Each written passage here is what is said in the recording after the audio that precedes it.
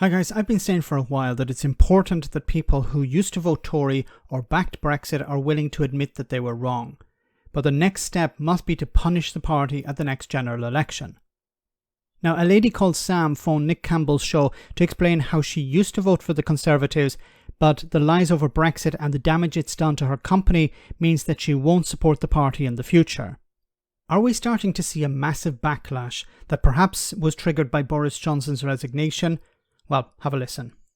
Well, I'd say I was a Tory voter probably. I've been running my business for over 25 years, and I always thought that the Tories were the party that supported business growth until about 5-6 years ago when basically Brexit came along and our manufacturing and industry as a whole started to collapse.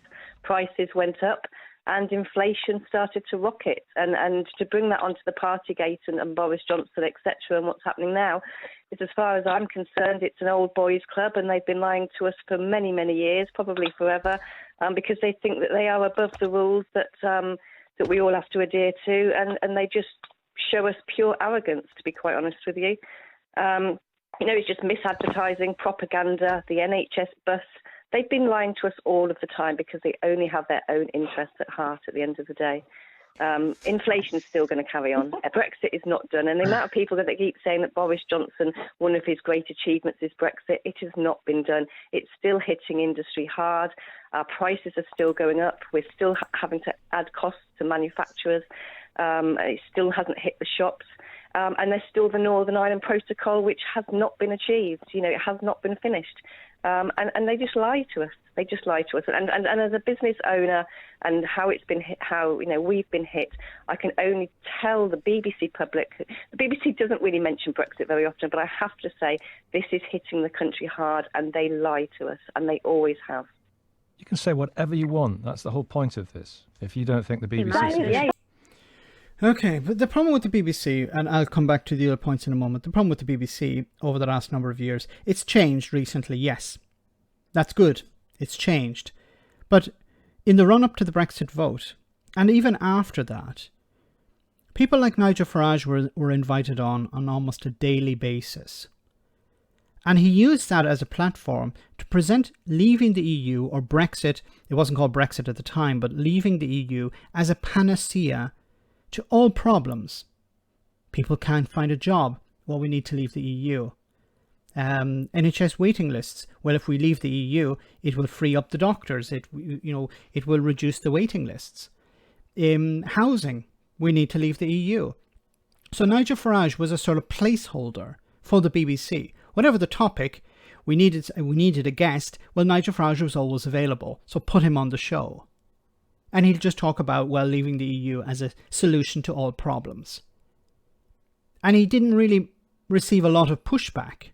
Then, of course, he presented leaving the EU as something beneficial to Britain and in a very positive light. And when he was challenged, his response was, well, you need to believe in Britain. If we believe, we can export without checks or whatever, we can. They need us more than we need them. And he was tapping into that sort of loss for empire, the nostalgia for empire. But back to the main point here, that Boris Johnson and the Tories lied because they knew they would get away with it.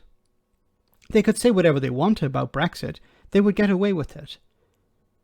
And the media facilitated that. I've already covered on the channel before how members of the public or business owners in particular were interviewed, and when they mentioned Brexit, that part of the clip was removed because it was uncomfortable for the government, it seems. They didn't want people talking about Brexit. And unfortunately, the BBC and other media outlets went along with that. But now that it has come out that Boris Johnson has lied to Parliament, lied to the Privileges Committee, lied, things that we already knew, perhaps there can be an honest debate about Brexit. And politicians who continue to lie about Brexit will be held to account.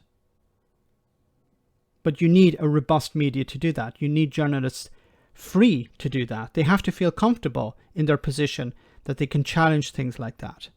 I don't know if we're there yet. Let me know in the comment section, guys, what you think. As always, your comments are greatly appreciated. Thanks a lot.